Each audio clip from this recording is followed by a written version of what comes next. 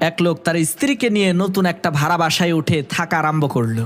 সকালবেলা যখন তারা স্বামী স্ত্রী দুইজনেই নাস্তা করতে বসলো, তখন লোকটার স্ত্রী ঘরের জানালা দিয়ে প্রতিবেশী এক মহিলার কাপড় রোদে শুকাতে দেখে বলতে লাগলো, হাই হাই সর্বনাশ, এই প্রতিবেশী মহিলা কি নোংরা গো, সে তো ভালো মতো কাপড়ই ধুইতে জানে না, দেখো কাপড়ের মধ্যে কত ময়লা লেগে আছে।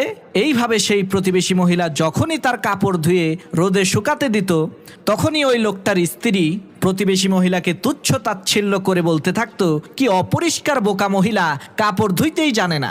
এইভাবে চলে গেল 1 মাস। একদিন হঠাৎ করে সেই লোকটার স্ত্রী জানালা দিয়ে দেখতে পেল সেই প্রতিবেশী মহিলার কাপড়গুলো খুবই পরিষ্কার পরিচ্ছন্ন দেখা যাচ্ছে। তখন সেই লোকটার স্ত্রী লোকটাকে বলতে লাগলো, এতদিনে মনে হয় ওই প্রতিবেশী মহিলা কাপড় ধোয়া শিখে গেছে। স্ত্রীর এই কথা শুনে সেই লোকটা বলতে লাগলো, আরে না, প্রতিবেশী মহিলা কাপড় ধোয়া শিখে নাই, বরং তুমি যে জানালা দিয়ে ওই প্রতিবেশী মহিলার